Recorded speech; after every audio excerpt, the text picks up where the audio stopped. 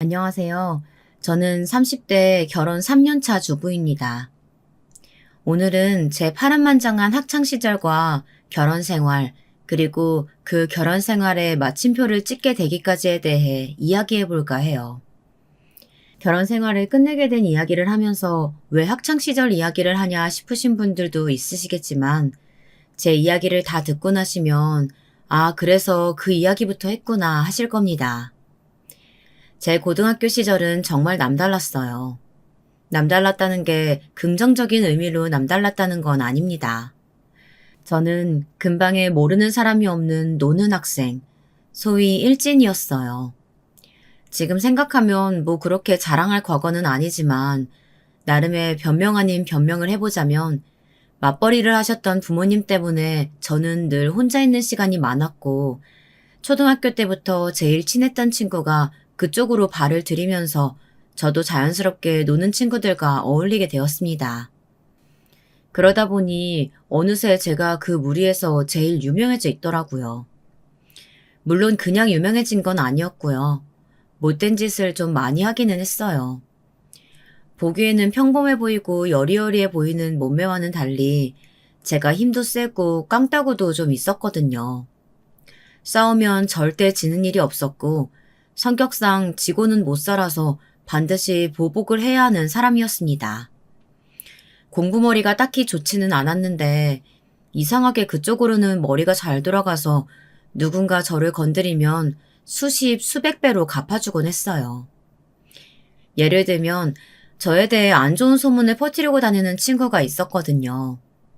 남자애들이랑 더럽게 논다는 둥, 임신을 한 번 했었다는 둥, 그런 말도 안 되는 소문들이요. 그 소문들이 사실은 그 친구의 이야기였다고 밝혀버려서 학교를 그만두게 만든다든지, 제 남자친구를 뺏은 친구와 그 남자친구의 바람피는 장면들 같은 것을 학교에 벽보로 붙이기도 했고요. 물론 먼저 저에게 피해를 주지 않아도 제 눈에 거슬린다는 이유만으로 친구들을 많이 괴롭히기도 했습니다. 그 부분은 시간이 지나면서 반성을 많이 했어요. 어렸다고는 하지만 그래도 그랬으면 안 되는 거였는데 누군가에게는 평생 씻을 수 없는 상처가 되기도 하니까요. 그걸 깨닫게 된 계기가 전에 저를 이 길로 이끌었다던 초등학교 때부터 친했던 친구였어요. 그 친구가 제 뒷이야기를 하고 다니는 걸 알고 정말 상처를 많이 받았거든요. 저는 정말 친한 친구라고 생각했는데 말이죠. 그 친구와 정말 죽을 듯이 싸우고 둘 다 병원에 입원할 정도가 되고 경찰까지 오고 나서야 멈췄습니다. 저와 제 친구의 그 싸움은 두고두고 화제가 될 만큼 엄청났어요. 나중에 들어보니 학교에 전설처럼 전해져 내려오는 이야기라고 하더라고요.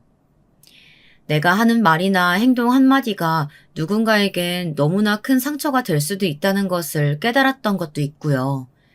사실 그 친구와 그렇게 싸운 뒤 둘 다 강제 전학 처분을 받게 된 날 엄마가 울면서 비셨거든요. 제발 정신 좀 차리라고요. 엄마의 그런 모습을 처음 본 충격도 있고 해서 전학을 가서는 꽤 바르게 살았어요.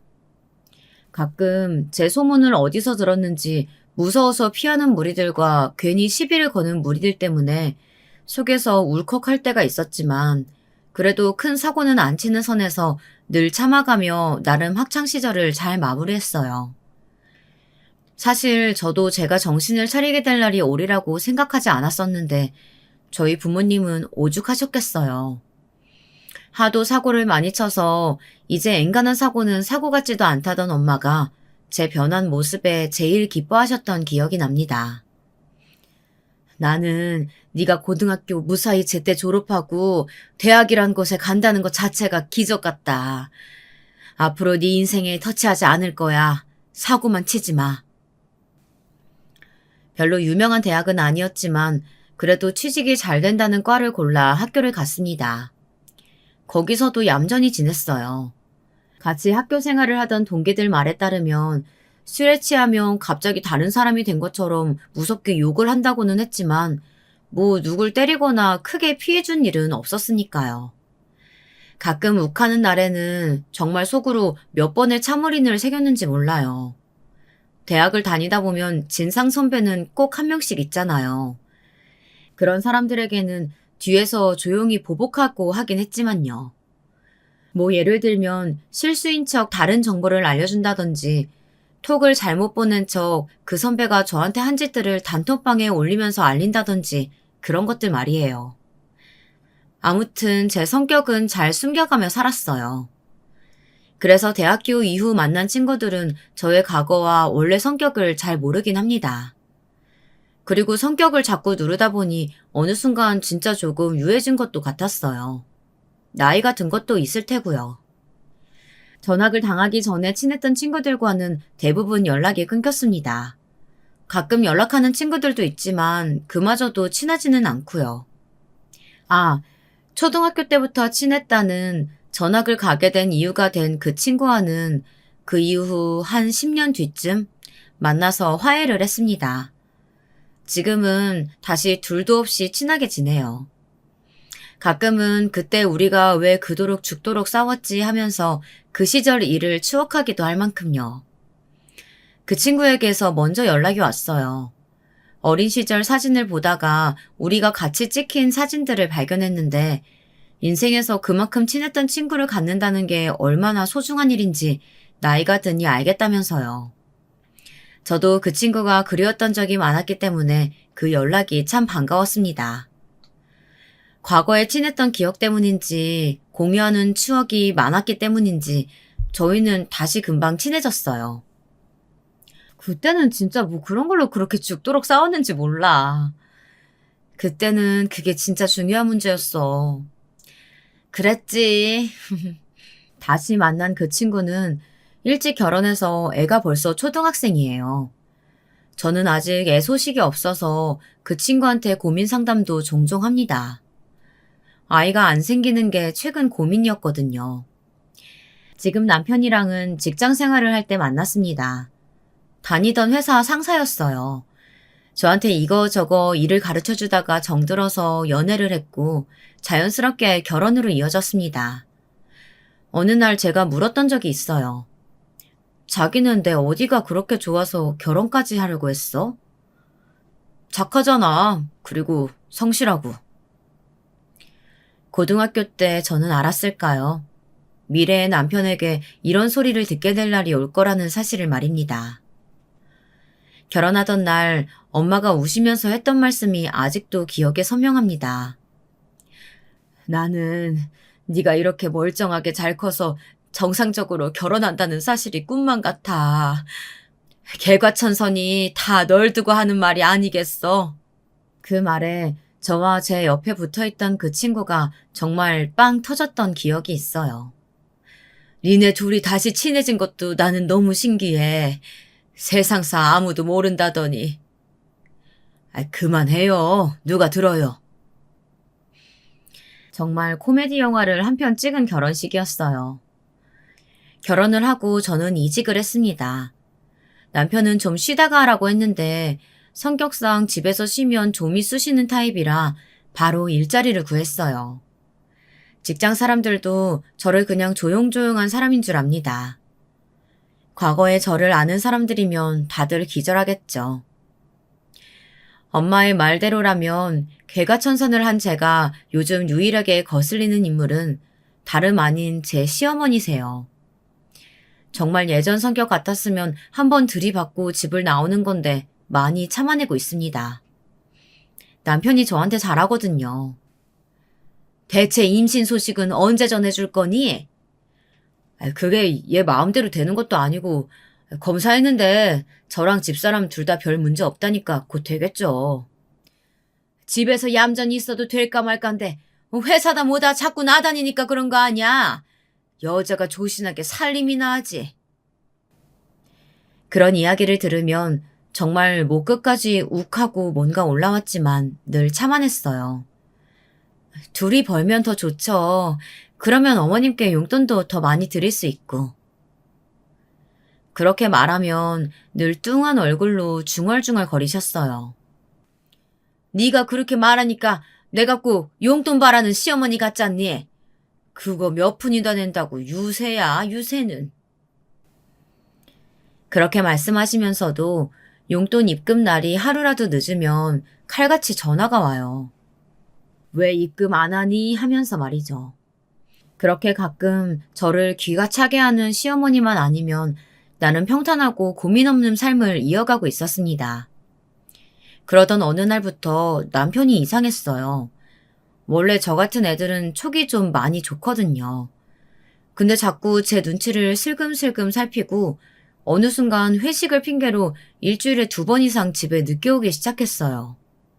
결정적으로 원래 없었던 잠금이 생겼습니다. 휴대폰에 말이죠. 아, 저 새끼 바람났구나 하고 생각했습니다. 당장 가서 잡아 족치고 어떤 년인지 알아내서 과거에 제가 했던 것처럼 난장을 피우고 싶었지만 저는 이제 어른이고 그때는 어린 학생이었으니까 또 가능했던 일이 있지 않겠어요? 저는 당장 그 다시 만난 절친 민지에게 상담을 요청했어요. 미친 거 아니니? 개자식, 그게 죽으려고 어디서 감히 바람을 펴? 아직 확실한 건 아니야. 심증이야. 네 그런 촉이 틀린 적이 있었냐? 슬프지만 맞는 말이었어요. 그리고 그런 노래 가사도 있잖아요. 왜 슬픈 예감은 틀린 적이 없나. 일단 그래도 증거를 수집해야 돼. 휴대폰부터 봐야겠지? 당연히 그거부터지. 남편이 잠들었을 때 휴대폰을 가지고 작은 방으로 갔어요. 그리고 불빛에 비쳐 지문이 찍힌 자리를 보고 패턴을 알아내 풀었습니다. 곧장 톡을 확인했어요. 이 미친 새끼가. 아니나 다를까 그 안에는 바람의 흔적이 다 남아있더라고요. 원래 좀 멍청한데 그걸 순하다 생각하면서 남편을 선택했던 것도 있었거든요. 그걸 다 남겨놨더라고요. 다 캡처해서 제 폰으로 보냈습니다. 그리고 제게 보낸 그 기록을 지웠어요. 그러던 중 알게 된 건데 그 상간녀는 시어머니한테도 인사를 간 모양이더라고요. 정말 기가 찼습니다. TV 속에서만 보던 막장 일화가 내일이라니 현실은 진짜 드라마보다 더 드라마더라고요. 그리고 한 가지 더 안 사실은 미친, 이것들이 여행을 가? 다음 주에 둘이 함께 여행을 간다는 사실이었습니다. 저한테는 미룰 수 없는 중요한 출장이 있어서 간다고 했었거든요. 심지어 출장 가는 그날이 제 생일이에요. 근데도 미룰 수 없다며 미안하다고 싹싹 빌었었는데 그날 상간녀랑 여행을 가기로 했던 겁니다. 순간 진짜 눈이 뒤집힐 뻔했어요. 당장이라도 누워서 세상 모르고 코 골고 자고 있는 저 인간의 면상에 싸대기를 날리고 머리를 쥐어뜯고 싶은 심정이었지만 일단 참았습니다. 민지가 했던 말을 되새기면서요. 야, 너 또 성격대로 무조건 머리채부터 잡지 말고 참고 증거를 모아. 알겠지? 그래야 재산 분할 같은 거 할 때 너 유리한 거야. 참아, 어? 그 말을 떠올리며 심호흡을 했어요. 그리고 다음 날부터 증거를 하나 둘 찾았습니다. 이 멍청한 놈은 여기저기에 증거를 막 흘리고 다녔어요. 그동안 몰랐던 제가 멍청했다 느껴질 정도로 말이죠. 호텔 예약 문자를 그대로 방치해두고 집으로 둘이서 어딜 가다가 신호 위반을 했는지 신호 위반 사진이 날라왔습니다. 조수석 얼굴이 가려져 있긴 했지만 둘이 손을 잡고 남편이 한 손으로 운전 중이더라고요. 영원한 영화는 다 찍었네. 이 년놈들. 부글부글 끓었습니다. 하지만 인내했어요. 그리고 여행을 간다는 그 장소에 같은 숙소를 예약했습니다. 방은 몇 호실인지 몰라서 그냥 일단 숙소만 같은 곳으로 잡았어요. 같이 갈래? 네가 그래달라면 그러고. 그리고 민지에게도 함께 가자고 했어요. 어릴 때 저희 둘이 같이 뜨면 다들 벌벌 떨었었거든요. 대망의 디데이. 남편은 설레는 얼굴로 짐을 싸더라고요. 그 모습을 도저히 그냥 보아넘기지 못하고 한마디 했습니다. 출장 가는 건데 콧노래를 불러? 되게 좋나 봐. 부인 생일에 부인 두고 출장 가는 게?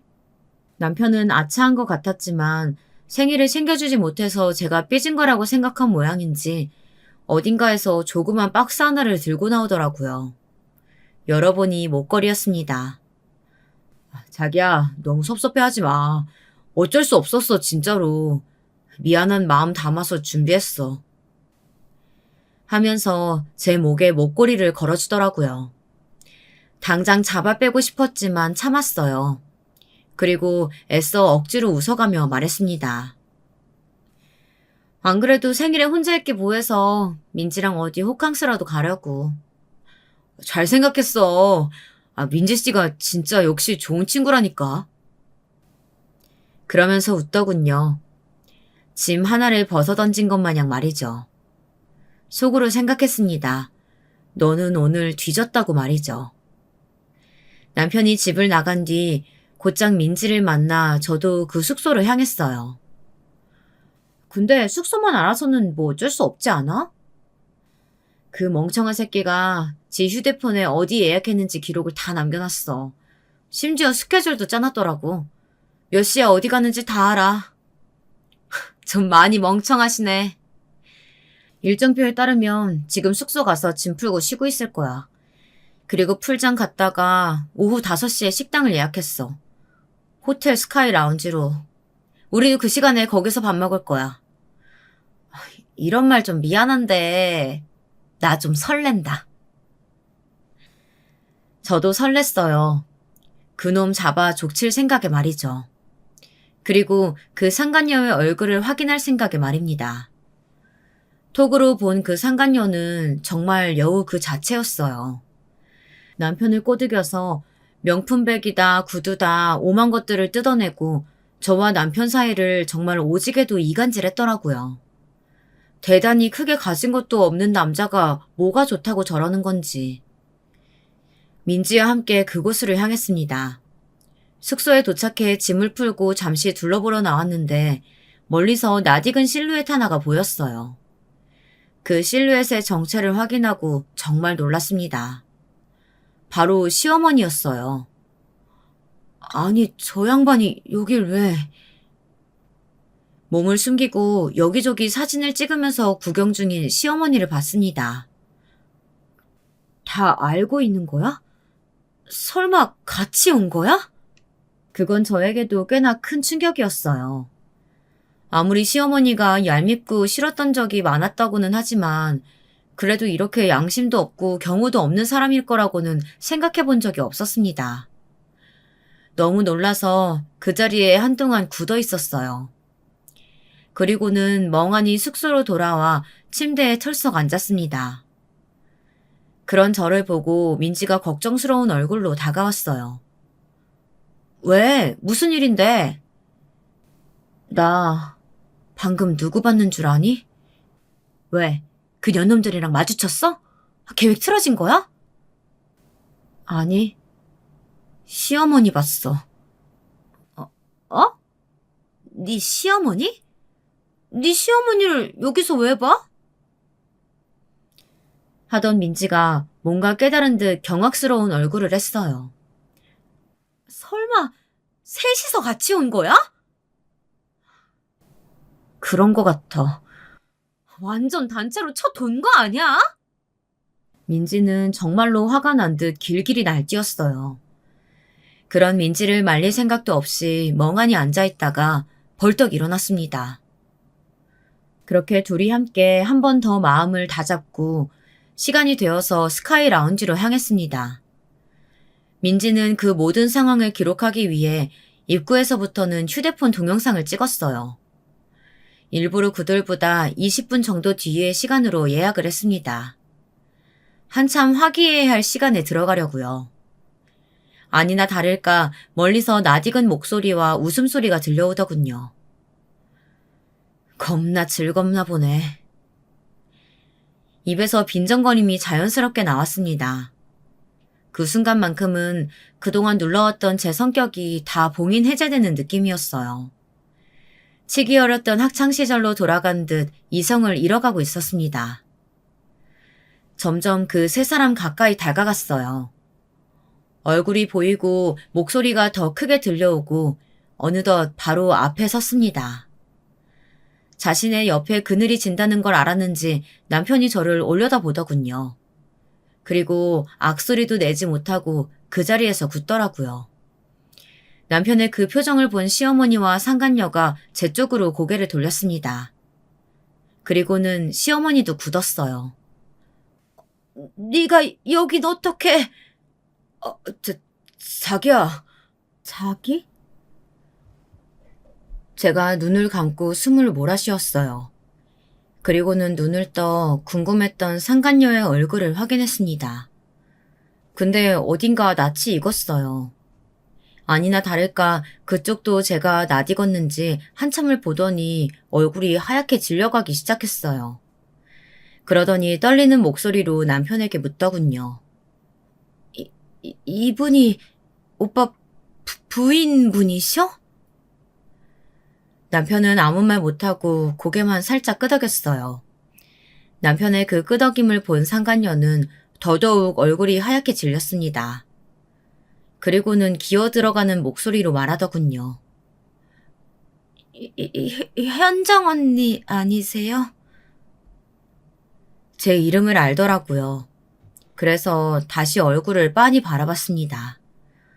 남편도 놀랐는지 상간녀를 바라보더라고요. 현정이 너랑 아는 사이야? 그제야 상간녀 눈에 민지도 들어왔는지 민지를 보고는 손을 떨기 시작했습니다. 민지 언니? 나도 알아? 너 누구야? 아, 그제야 생각이 났어요. 어쩐지 낯익더라니 전학 가기 전 학교의 후배였습니다. 저랑 같은 무리에서 놀던 후배였어요. 이름이... 김수정? 뭐 그랬던 것 같은데. 김수정? 그게 누구? 하던 민지가 생각났다는 듯 아 하면서 손바닥을 마주쳤어요. 아, 생각났다. 우리 학교 후배. 그리고는 덜덜 떨고 있는 그 상간녀이자 학교 후배인 아이에게 말했습니다. 너 여기서 뭐하냐? 이놈이 현정이 남편인 거 모르고 만났어? 그 말에 그 상간녀가 벌떡 일어나서 반쯤 우는 목소리로 덜덜덜 떨며 말을 이어갔습니다. 저는 진짜 몰랐어요. 진짜로요. 정말 너무너무 죄송합니다.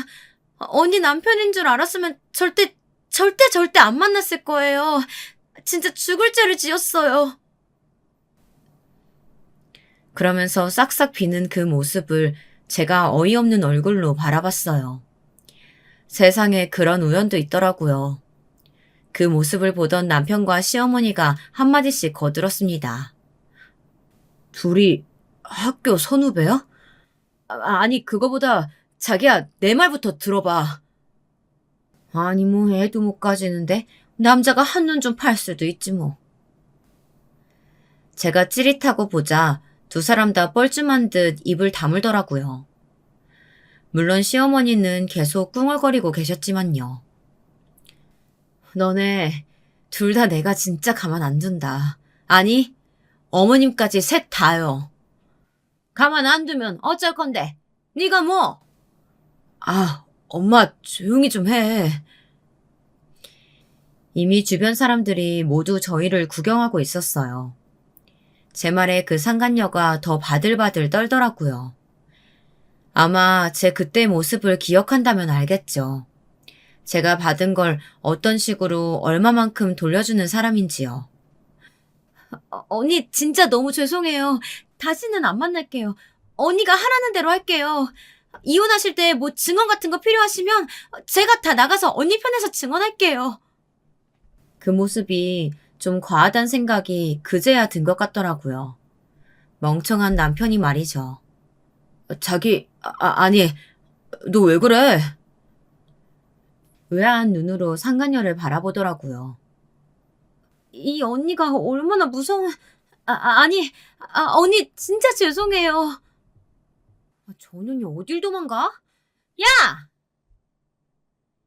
그러고는 벌떡 일어나서 도망갔습니다. 민지는 그런 상간녀를 쫓아갔어요.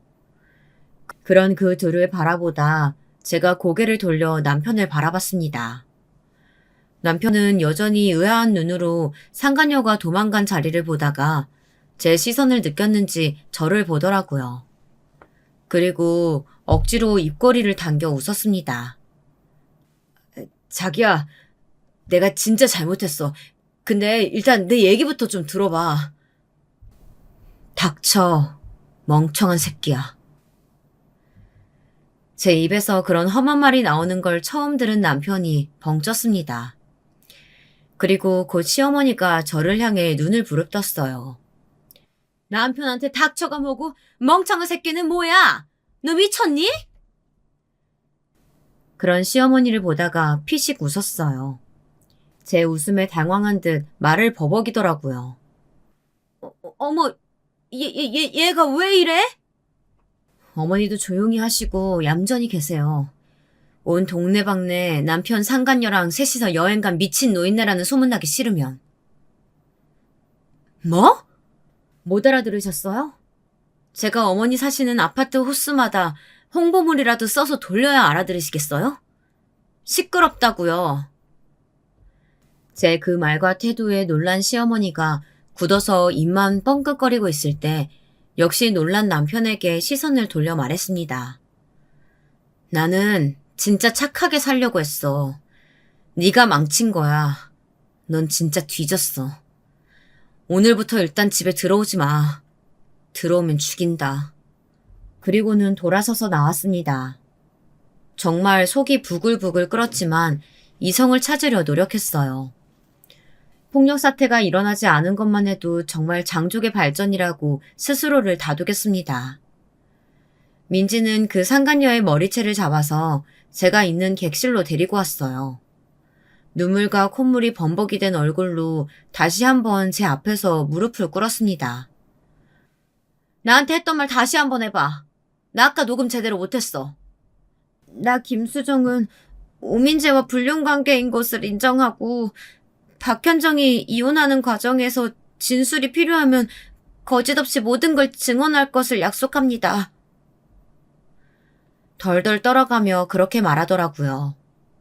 저와 눈만 마주쳐도 움찔하는 게 과거의 제 모습을 너무 잘 기억하고 있는 것 같았습니다. 그 상간녀의 연락처를 받고 난 뒤 돌려보냈어요. 그리고 민지와 그날 밤 호텔에서 술을 부어라 마셔라 했습니다. 이 상황이 너무 기막혀서 말이죠.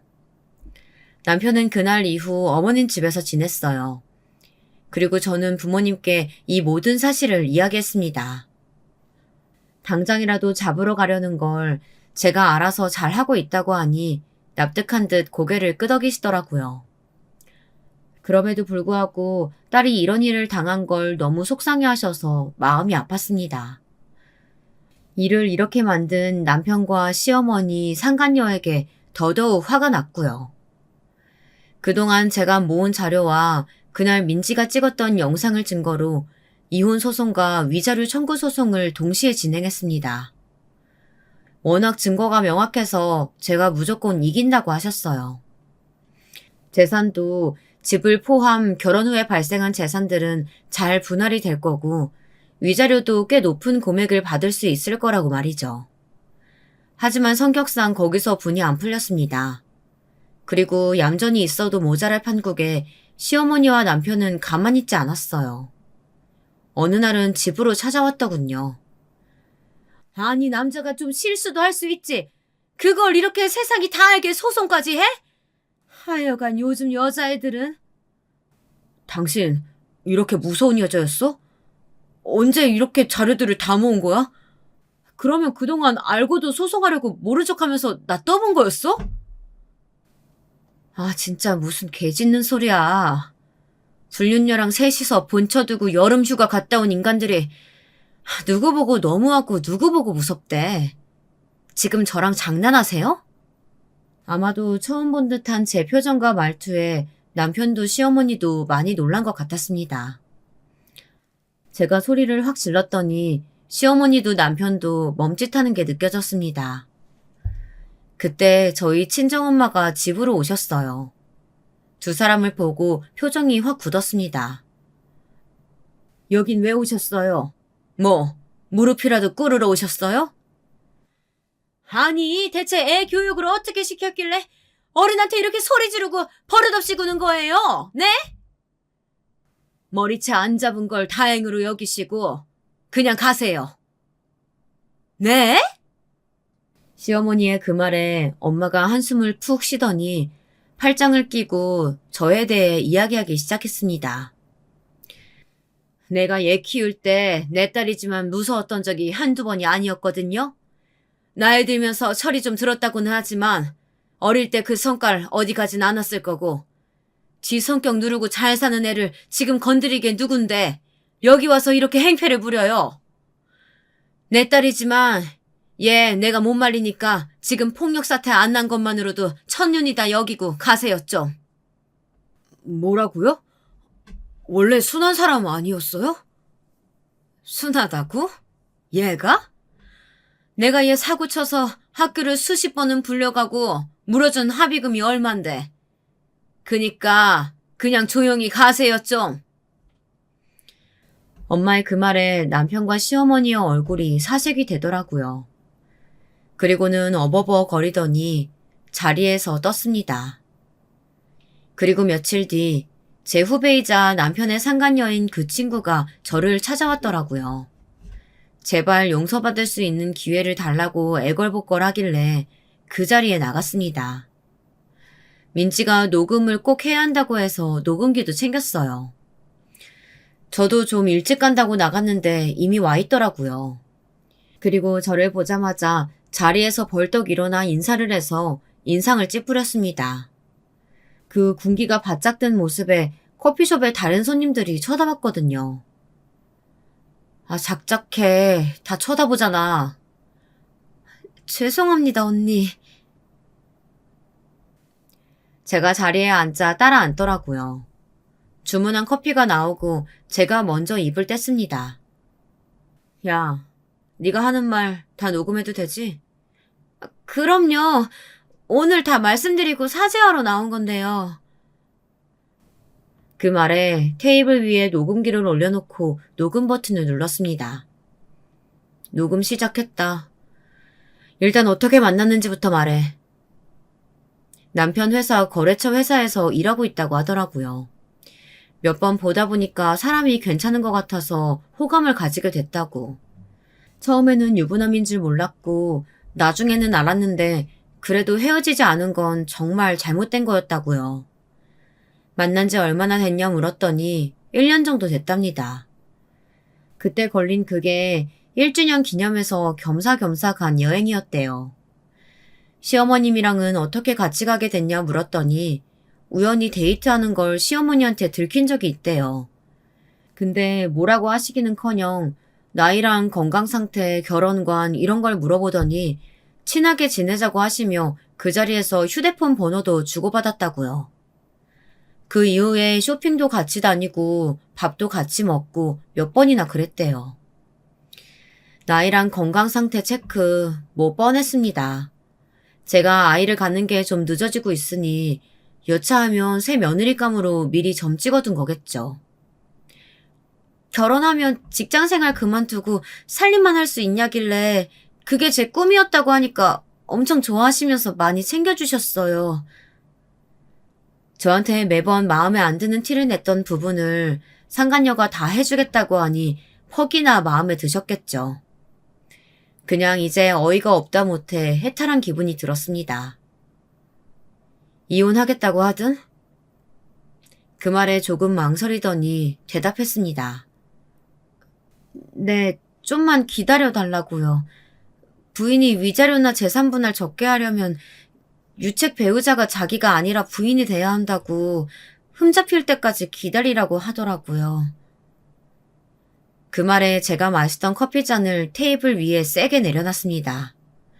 화가 나서 저도 모르게 힘 조절이 잘 안 됐어요. 그 소리에 상간녀가 움찔하더라고요. 언니, 저는 진짜 언니가 나중에 증언이 필요하다고 하시면 법정에도 나갈 수 있어요. 그니까 제발 저는 좀 용서해 주시면 안 될까요? 아니, 용서가 힘든 일인 건 너무 잘 아는데, 그래도 한 번만 봐주세요. 진짜 너무 죄송해요. 그날 언니랑 민지 언니 두 번 뵙고 저 하루에 3시간도 제대로 못 자요. 피식 웃음이 나왔습니다. 그렇게 잘못한 일을 애초에 왜 했니? 어? 진짜 죄송하다는 말 말고는 드릴 말씀이 없습니다. 민지도 나오겠다는 거 내가 뜯어말리고 혼자 나왔거든. 그 말에 상간녀가 또 움찔하더라고요. 저와 민지는 각각도 무서워하는 친구들이 많았지만 둘이 함께 있을 때 그 강도가 더 셌어요. 둘 다 워낙 죽이 잘 맞고 화가 많았던 성격 탓에 둘이 같이 있으면 정말 그 누구도 저희를 못 건드렸거든요. 그리고 서로에게 누군가 잘못하면 같이 수십 배로 갚아주기도 했었고요.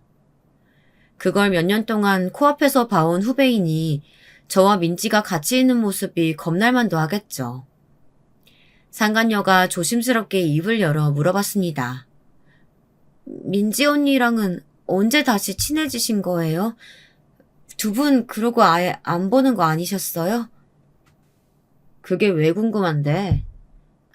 아니 제가 그날 두 분 뵙고 나서 그때 친구들한테 전화해서 물어봤거든요. 언니랑 민지 언니 같이 있는 거 봤는데 두 분 다시 친해지신 거냐고. 근데 다들 놀라기만 하고 아무도 몰라서. 그 와중에도 그게 궁금했던 모양이었습니다. 학교에 전설처럼 전해져 내려오는 이야기니 뭐 궁금할 법도 하긴 했겠다 생각하면서 대답해줬어요. 다시 만난 지 얼마 안 됐어. 아, 나랑 만나고 그 뒤로 그 새끼한테는 연락 없었어? 상간녀가 제 물음에 움찔하더군요. 연락이 왔겠죠. 뭐 당연히. 그래서 목소리를 좀 낮게 깔고 물어봤어요. 제 목소리와 표정에 또 겁을 먹고서는 줄줄 말하기 시작했습니다. 안 그래도 그러고 바로 연락이 왔지만 제가 무서워서 받지 않고 있다가 이틀 전에 만났답니다. 저에 대해서 물어볼 게 있다고 해서 만났대요. 저희 엄마가 제 과거에 대해서 말한 날이었습니다. 그 상간녀의 말에 의하면 제 이야기에 나갔더니 남편이랑 시어머니가 같이 왔더랍니다. 마마보이라고 생각은 했지만 지 엄마랑 같이 안 가는 곳이 없다고 생각했어요. 아무튼 그래서 저에 대해서 정말 세세하게 묻더랍니다. 그날 자기가 그렇게 겁먹은 이유가 와이프 과거를 알아서였어? 정말 몰랐냐는 질문에 남편은 제가 오히려 찐따에 가깝다고 생각했었다고 대답했대요. 그래서 학교에서 있었던 제 일화 몇 가지를 이야기해줬답니다. 그 언니는 정말 자기가 당한 건 몇 배로 갚아주는 사람이고 너무 무서워서 근방에 그 언니 모르는 사람이 없었고 아무도 못 건드렸다고요. 남편과 시어머니가 정말 많이 놀라더래요. 시어머니는 한참을 저에 대해서 험담을 했대요. 그리고 남편은 진짜 저 때문에 자신과 헤어질 건지 물었답니다. 그래도 그때는 어린 학생이었고 그때 그랬다는 걸로 지금까지 이렇게 겁먹을 필요가 있어? 자기 나랑 진짜 헤어질 거야? 나는 자기 사랑해. 그래, 그게 뭐라고 이렇게 겁먹고 그러니? 너도 참. 두 분이 그 언니를 직접 못 겪으셔서 그래요. 게다가 민지 언니랑 같이 있으면 아우 저는 못해요. 어떤 보복을 당할 줄 알고. 오늘 이후로 연락 안 받을 거니까 오빠도 연락하지 마. 알겠지? 그러고 자리를 떠 나왔다고 하더군요. 그 와중에 저랑 헤어지고 계속 만날 생각을 하더니 정말 기가 찼습니다. 그래서 제가 기가 막힌다는 얼굴로 웃었어요. 그리고 손톱을 물어뜯는 그 상간녀를 보고 픽 웃고는 자리를 떴어요. 그 이후로 소송이 진행되는 동안 남편과 시어머니에게서 몇 번의 연락이 왔습니다. 제가 제출한 증거들이 워낙 명확한 것들이라 본인들 생각보다 많은 재산 분할과 위자료를 줘야 하기 때문이었겠죠. 하지만 받지 않았어요. 거기서 멈췄으면 좋았으련만 사실 저도 거기서 멈추거나 와서 사과를 하면 일을 크게 벌릴 생각은 없었습니다. 어느 날 시어머니가 찾아와서 행패를 부렸어요. 자기는 절대 재산 분할도 그만큼 못 해주고 위자료도 그만큼 못 준다고요. 집 앞에서 고래고래 소리를 치며 부끄러운 줄도 모르고 난리를 치더라고요. 진짜 참아드릴 때 그만하고 돌아가세요. 뭐? 참아줘? 이게 진짜 보자 보자 하니까? 제 머리채를 확 잡더라고요. 돈돈거리는 시어머니가 저에게 돈을 많이 주게 생겼으니 이성을 잃은 것 같았습니다. 사실 머리채 먼저 잡힐 걸 기다리고 있었어요. 그래야 제가 잡아도 선빵 친 건 제가 아니니 법적으로 큰 문제가 되지 않거든요. 먼저 잡으셨어요? 뭐? 이게 뭐라는 거야? 저도 바로 시어머니 머리채를 잡았습니다. 그리고 힘을 확 줬어요. 그랬더니 맥없이 제 머리채를 잡았던 손이 떨어지더라고요. 그리고 놀랐는지 한동안 멍하더니 이내 소리를 지르기 시작했습니다. 동네 사람들! 여기 못 배워먹은 년이 시어머니 머리채 잡아요! 라고 고래고래 소리를 치기 시작했습니다. 하지만 아랑곳하지 않고 머리채를 잡은 손에 힘을 더 줬어요. 그랬더니 아악 하고 비명을 한 번 더 지르더군요. 그리고는 머리채를 잡은 손에 힘을 한 번 더 줬다가 확 났어요. 머리 밑이 아픈지 한참을 붙잡고 있더니 아파서 눈물이 고인 건지 눈물 고인 눈으로 저를 노려보시더라고요. 머리 더 뽑히기 싫으면 돌아가세요. 숱도 없으신 분이. 그러고는 돌아섰습니다. 그리고 다음 날 민지와 함께 시어머니 동네로 향했어요. 제가 말했죠. 저는 당한 건 반드시 돌려준다고. 여태답지 않게 많이 참은 거죠, 뭐. 그리고는 시어머니 집 앞에서 어제 시어머니가 했던 것처럼 고래고래 소리를 질렀습니다. 아들 상간녀랑 셋이서 며느리 몰래 여행이나 다니면서 들키고도 뭘 잘못한지 모르고 며느리 동네까지 찾아와 행패 부리고 머리채 잡는 몰상식한 할매 집이라고요. 시어머니뿐 아니라 모든 동네 사람들이 거의 다 나와서 들었어요. 중간에 제 입을 막으려 했지만 제 입을 막으면 민지가 소리치고 민지를 막으면 제가 소리쳐서 결국은 제 성이 풀릴 때까지 소리를 지르고 왔습니다. 그 이후로 시어머니네 동네에서는 시어머니가 손가락질의 대상이 된 모양이더라고요. 며느리가 멀쩡히 있는데 아들과 아들의 상간녀랑 여행을 간다뇨. 어디 TV에 나올 법한 막장 스토리잖아요. 결국 멀쩡히 고개를 들고 다니지 못하게 된 시어머니는 이사를 가셨다고 합니다. 그리고는 저희 집으로 한 번도 찾아오지 않으셨어요. 남편의 회사에도 팩스를 넣었습니다. 거래처와 직원 관리를 잘 하라는 멘트를 써서 말이죠. 그 팩스가 들어간 날 하필 이사님이 먼저 보셔서 회사가 정말 발칵 뒤집혔다는 이야기를 전 동료에게서 들었습니다. 거기가 원래 결혼 전에 저도 다니던 회사잖아요. 소송 내내 저를 도와 증언을 해준 상간녀는 그래도 익명으로 해줬습니다.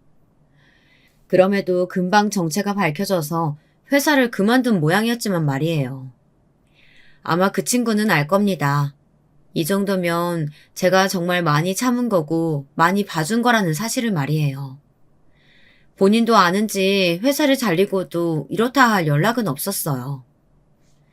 재산 분할과 위자료는 제 성에는 차지 않았지만 변호사님 말씀에 의하면 거의 최대치로 받은 거나 마찬가지라고 하셔서 납득했습니다. 뭐 우리나라 법이 그렇다는데 어떡해요. 마음 같아서는 전 재산을 받고 싶지만 말이에요. 그리고 학교를 같이 다니던 친구들 사이에 저와 민지가 다시 친해졌다는 이야기가 다 돈 모양이더라고요. 그 시절 몇몇 친구들이 전화가 와서 한번 봤습니다. 거기서 그 상간녀 최근 근황을 들을 수 있었습니다. 마지막으로 법정에서 그 상간녀를 본 날 헤어질 때 제가 말했어요. 언제 어디서든 긴장의 끈 놓지 말고 살아라. 내가 너 사는 곳마다 쫓아다니면서 너 만나는 사람마다 다 회방 놓으면서 너 죽을 때까지 괴롭히고 싶어질지 모르니까. 제 말에 하얗게 질려서 대답하던 기억이 나네요. 재산 분할과 위자료가 다 정리가 되고 남편이 한번 저를 찾아왔었습니다. 그리고는 꼴의 자존심을 지킨다고 말도 안 되는 소리를 늘어놓더라고요. 차라리 다행이라고 생각해. 당신 본 모습을 알게 되고 나도 벗어난 거니까. 비싼 돈 주고 인생 공부한 거라고 치지 뭐. 제가 그 말을 듣고 비웃었어요. 이게 끝인 것 같아? 제가 그렇게 말하자 당황하더라고요. 그리고는 말을 더듬었습니다. 이게 끝이 아니면 뭘 더 할 건데? 너 이직했다며? 너 이직하는 직장에도 팩스 보낼 수 있어.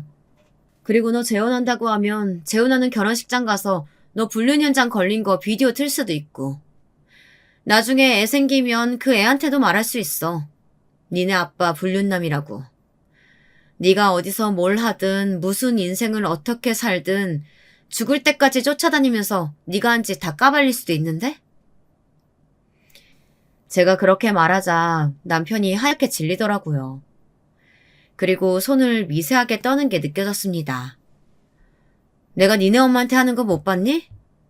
그리고 아직 그년한테 내가 어떤 애인지 이야기 덜 들었어? 뭐? 운이 좋아? 공부한 거라 쳐? 그 공부 평생 하게 해줘? 네가 어떤 죄 저질렀는지 어떤 인간인지 다 알려가면서? 이렇게 독한 여자였어?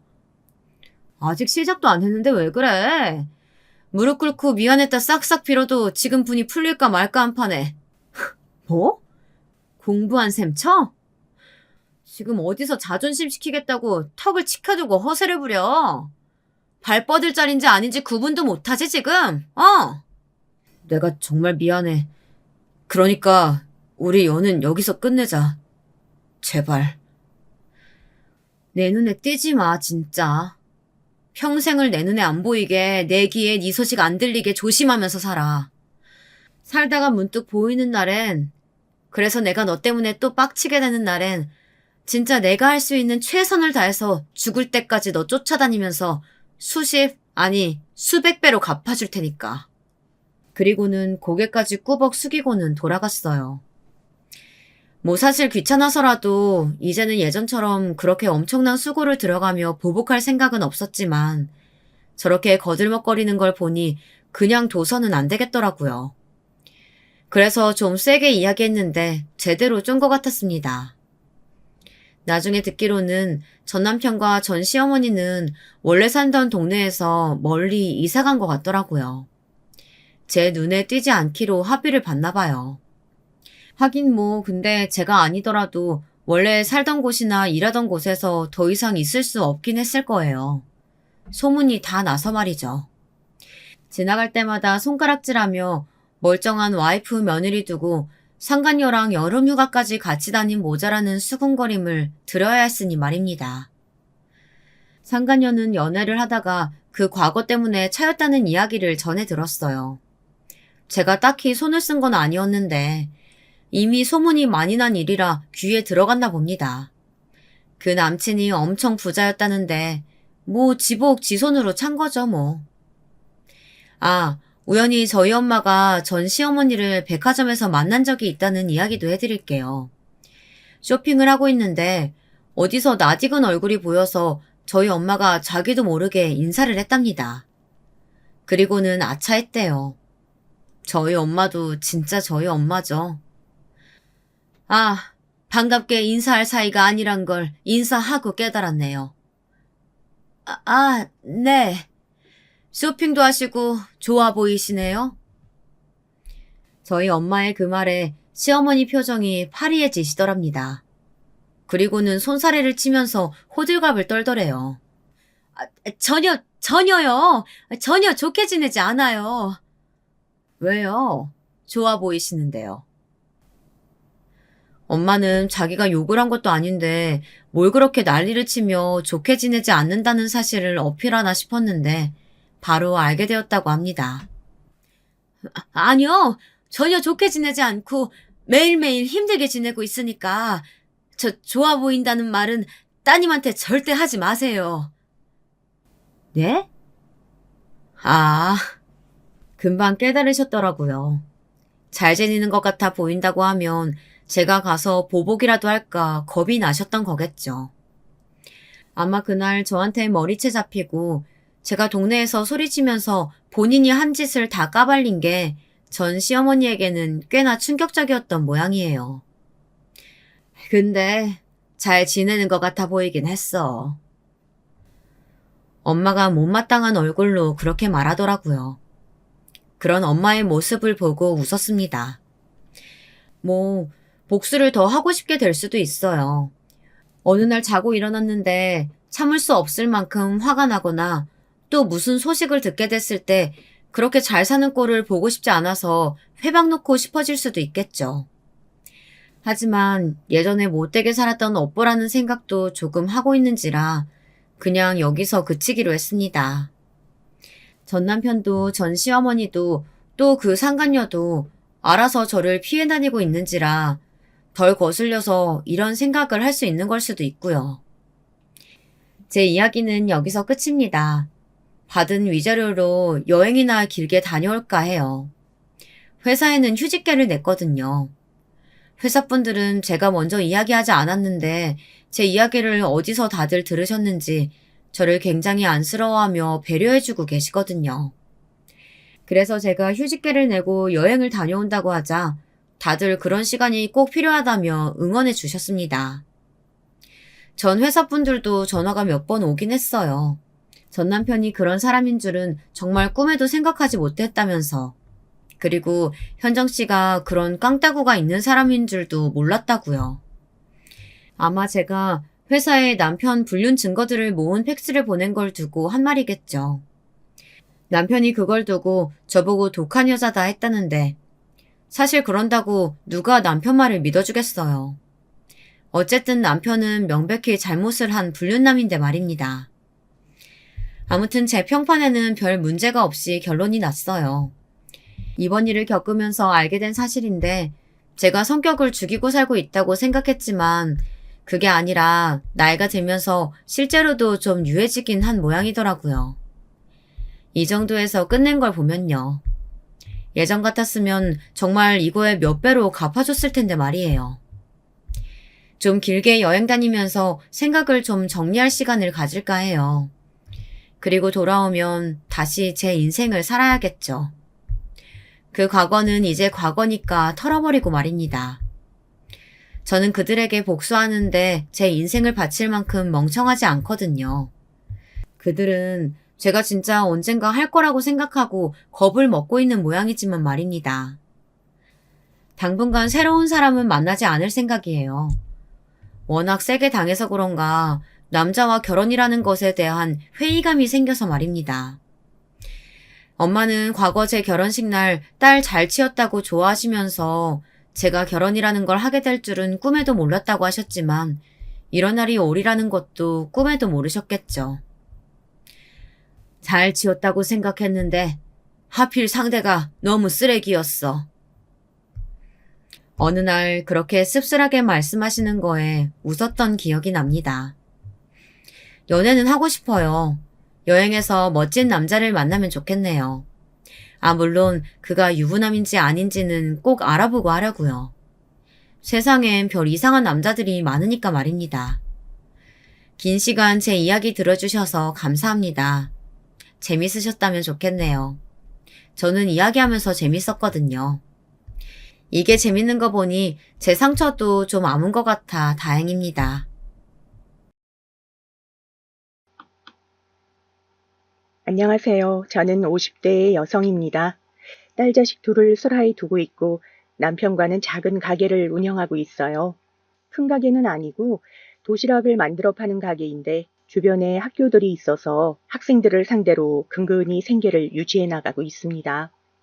저희가 자영업을 시작한 지는 사실 별로 얼마 되지 않았고요. 남편은 오래도록 공기업에서 근무했습니다. 저도 남편과 같은 회사에서 만나 일을 하다 전업주부로 전향해 아이들을 키웠고요. 남편이 공기업이란 안정적인 직장을 가지고 있고 시댁이 재력도 있어 젊은 시절부터 사는 게 경제적으로는 편안했는데요. 제 또래 친구들이나 직장 동료들을 보면 안 그런 사람들도 많아 보기에 짠할 때가 있는데 다행히 부르는 저를 비켜나갔다고 볼 수 있네요. 이런 걸 행운이라면 행운이라고 하죠. 자식들이 딱히 저를 속썩이지도 않았고 남편도 무뚝뚝해서 그렇지 성실하고 가정에 충실한 사람이라 한눈 한번 팔지 않고 여태껏 잘 살아왔답니다. 다만 최근 1년 사이 일어났던 일이 저희 집을 무너뜨리고 뭐든 무난하게 넘기는 성격이었던 저를 우울증 환자로 만들어버렸습니다. 바로 남편이 회사를 뛰쳐나와 사업을 하게 된 것이 그 시작점이었습니다. 남편은 공기업 생활을 오래 했던지라 이제는 새로운 전환점이 필요하다고 생각한 듯 했어요. 하지만 그걸 준비가 안 된 상태에 저에게 말했을 땐 턱 당황스러웠습니다. 여보, 나 내 사업을 일구고 싶어. 도전이라면 도전이겠지만 내 일을 해야 나도 활력이 돋고 사는 맛이 날 것 같아. 솔직히 당신에게 말하지 못했지만 오래도록 회사 생활 이어오는 데 있어서 많은 회의감을 가지고 있었어. 워낙에 월급이 따박따박 들어오고 우리 딸애들도 있으니 차마 그만두지 못했지만 이제 나이도 들었고 나도 환갑이 가까워지니 지금이라도 내가 하고 싶은 걸 해보고 싶어. 아니, 당신 그렇게나 힘들었어요? 아니, 내색도 않고서 언제?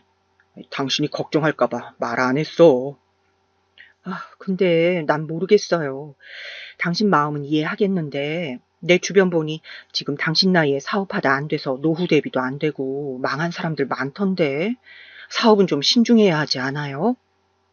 얼버무리는 듯 해도 엄연히 반대의 입장을 나타낸 제 말에 남편은 이내 다시 강경하게 고집했어요.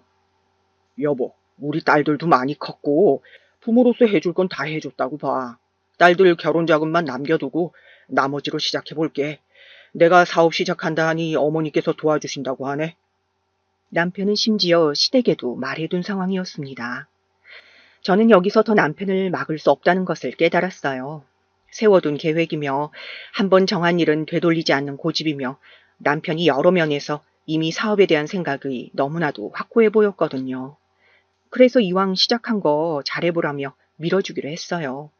하지만 신도 너무하다는 생각이 든 것이 1년 후 이것들은 전부 말 그대로 전부 폭삭 무너져 버렸습니다.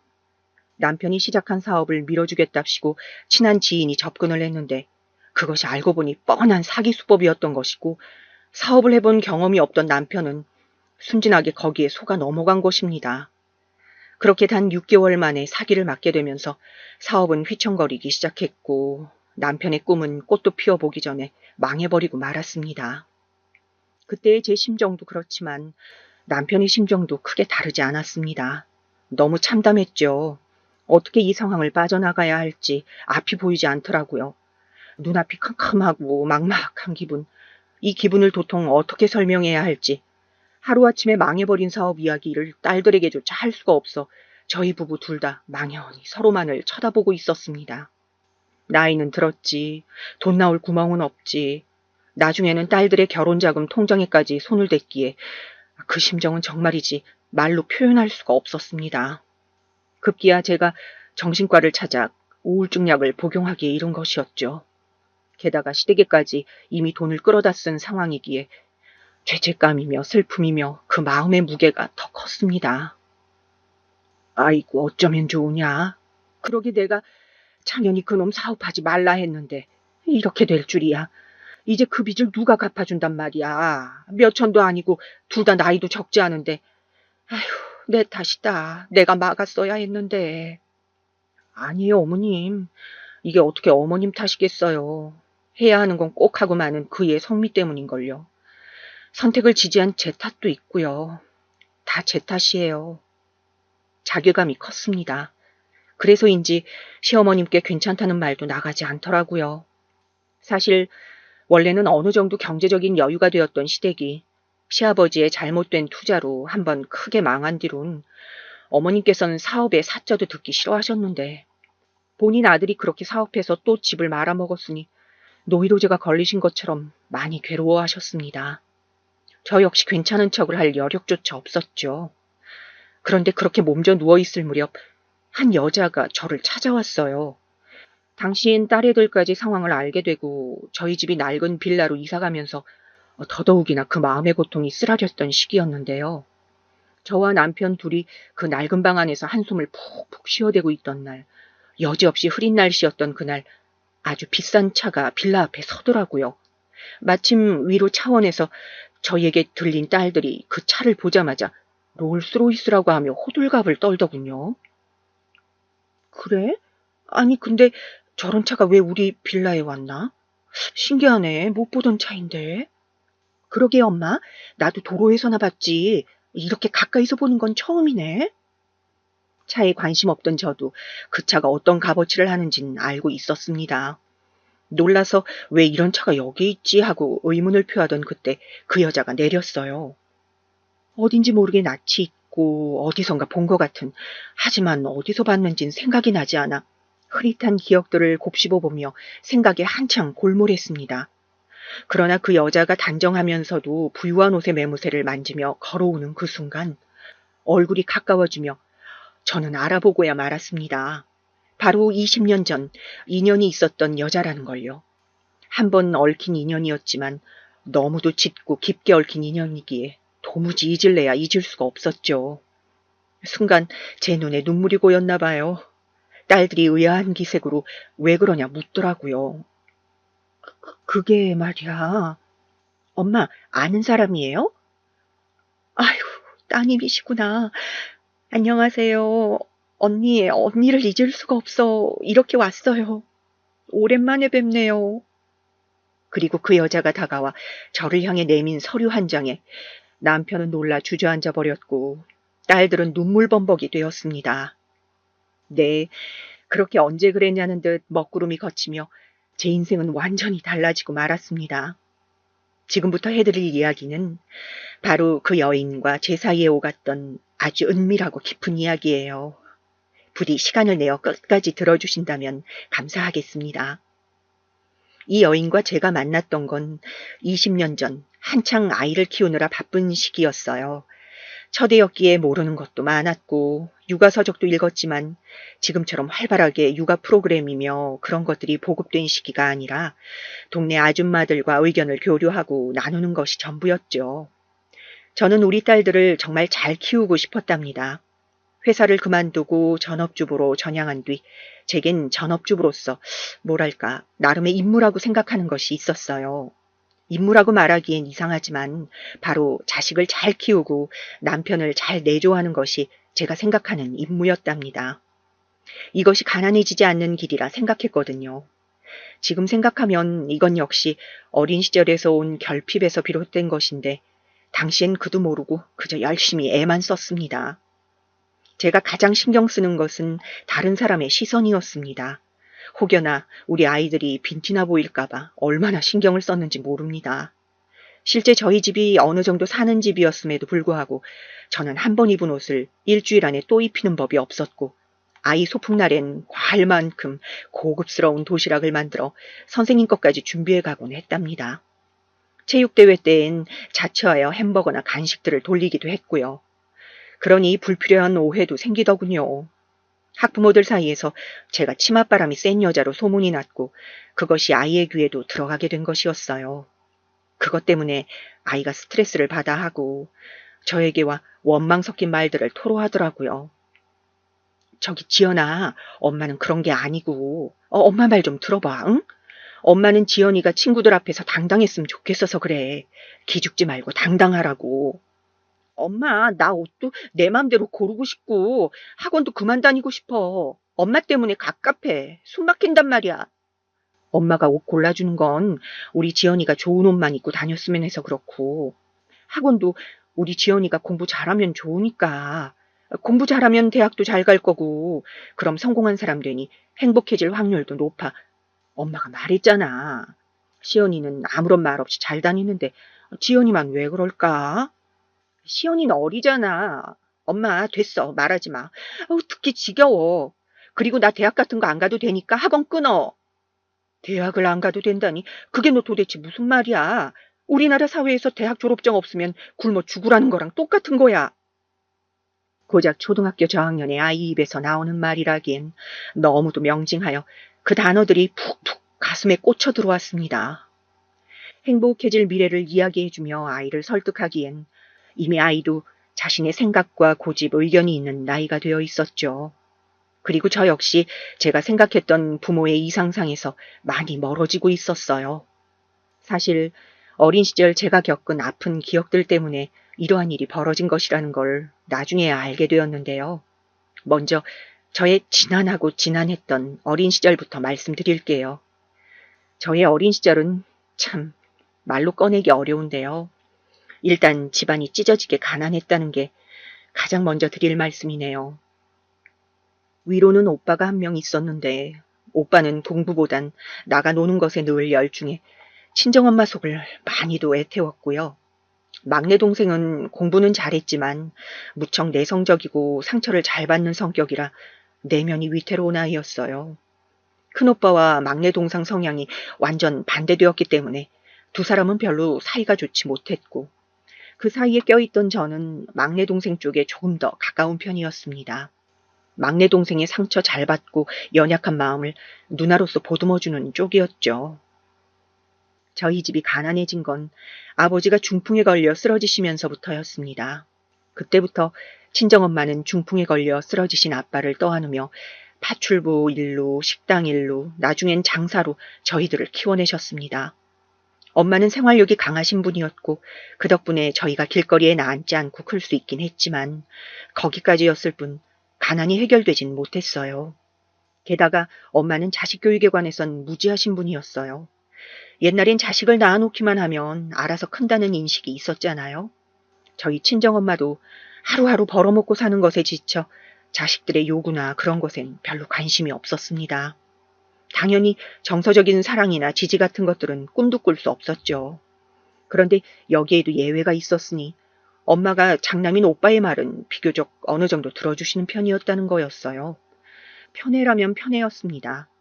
오빠가 문제집을 사달라는 거짓말로 돈을 타려 하면 엄마는 정말 속으신 건지 속아주시는 것인지 모르겠지만 신음소리를 내시면서도 기어이 오빠 손에 꼬기 탄 지폐를 쥐어주시곤 했어요. 가끔은 정말 돈이 없어 동전을 몇 개 주셨는데 오빤 그마저도 투덜거리며 딸랑거리는 동전들을 주머니에 넣어가곤 했답니다. 그리고 그 다음 엄마의 편애 대상은 우리 중 가장 머리가 영특한 막내 동생이었는데요. 막내 동생도 남자란 이유로 나중에 저보다 쓸모가 있을 거라고 하셨답니다. 애처롭게도 딸인 저에겐 어떤 희망이 없다고 생각하셨는지 허구한 날 계집애인 너만 없었어도 돈 들어갈 일이 없었을 거란 끔찍한 말들을 내뱉곤 하셨죠. 아유 허리야, 아유 너 오늘 청소 안 해놨냐? 아 내가 네 오빠 양말도 빨아놓으라 했지? 아, 대체 집에서 뭘 한 게야? 엄마, 나도 학교 다녀오느라 바빴어요. 왜 매번 번번이 나만 시키려 해요? 오빠 빨래는 오빠가 하는 게 맞잖아요. 그리고 아버지 똥 치우느라 웃기고 자빠졌네. 학교가 끝나도 벌써 끝날 시간인데 분명 친구랑 노닥거리다 왔겠지. 내가 너 때문에 미친다 미쳐. 얼른 청소하고 빨래해. 네 아버진 도대체 왜 살아서 날 이렇게 괴롭히는지 아마도 전생에 원수를 진 게 분명하다 분명해. 친정엄마도 분명 마음속 자신만의 지옥이 있으셨을 겁니다. 바로 아버지요. 중풍으로 쓰러지기 전까진 여자들이랑 노닥거리며 엄마 속을 썩이시더니 이제는 병으로 자신을 힘들게 하니까요. 병에 걸린 사람이 간호하는 사람을 얼마나 고생시키는지는 저나 엄마나 충분히 그 시절 몸소 겪고 또 겪으며 깨달았습니다. 하지만 그랬기에 당시 저에겐 엄마의 손길, 따뜻한 말, 그런 것들이 무엇보다 필요했습니다. 게다가 그 시절 저는 이미 가난이 주는 고통과 절망으로 절벽에 서 있는 기분이었어요. 지금에야 그럴 일이 거의 없지만 당시 선생님들 중 몇 분은 아이들을 지나치게 체벌하는 선생님들이 있었습니다. 그중 몇몇 분들은 가난을 이유로 아이들에게 대놓고 모욕감을 주기도 했습니다. 가난한 애들을 일으켜 세우고 너희는 씻고 다니지도 않나며 냄새가 난다는 말을 아무렇지 않게 하는 것이었습니다. 그렇기에 저희 반 아이들 중 저와 비슷한 처지의 아이들은 수치심을 먹고 자라는 아이들이 많았어요. 그러다 어느 날은 제가 그 대상이 되기도 했어요. 야, 너는 대체 뭘 믿고 숙제를 안 해온 거냐? 얼굴도 못 나, 집도 못 살아. 그런데 거기까지 공부까지 안 해? 너 대체 뭐 먹고 살려고? 네? 저는 그냥 어떻게든 잘 살 건데요. 아, 이것 봐라. 말은 기똥차게 하네. 옆자리에 앉은 반장 수연이를 좀 봐라. 애가 얼마나 착실하고 이쁘냐. 원래 집 잘 사는 애들이 마음까지 착해. 그러니 가정교육이 중요하단 말이 나오는 거지. 그 가정교육은 집안 수준이 어떠냐에 따라 다른 거고 말이야. 근데 너네 집같이 바닥을 기는 집이면 넌 지금 개천에서 용이라도 나야 한다는 심정으로 열심히 바락바락 공부라도 해야 하는 거다. 그 동아줄이라도 잡아야 네 인생이 조금이라도 피는 거라고. 알겠냐? 하기야 네가 이런 기특한 생각이 있었음 숙제를 해왔겠지. 서, 선생님이 뭐라고 저한테 그런 말씀을 하세요. 저희 집 못 살지 않아요. 그날은 저도 모르게 선생님께 대들고 말았습니다. 전번날 육성회비를 내지 않았다는 이유로 망신을 주었던 선생님이 이번에도 똑같은 모욕을 주자 참을 수가 없었던 거죠. 그 시절엔 돈을 내지 않았다고 교탁에 엎드리게 하여 체벌을 한다든가 하는 말도 안 되는 일이 비일비재했어요. 요점 정리를 해달라고 요청했다가 갑자기 양은 주전자로 귀를 때려 청력을 거의 잃을 뻔한 아이도 있었고 무자비한 발길질에 의식을 잃고 쓰러진 아이도 있었습니다. 그런데 숙제도 안 해온 제가 그렇게 대놓고 말대꾸를 했으니 어떤 결과가 있었겠나요? 뭐? 지나가던 개가 웃겠네. 네 집이 잘 살아? 그래서 돈을 못 내냐? 어디 제자 새끼가 하늘 같은 선생님한테 까불고 앉아 있어.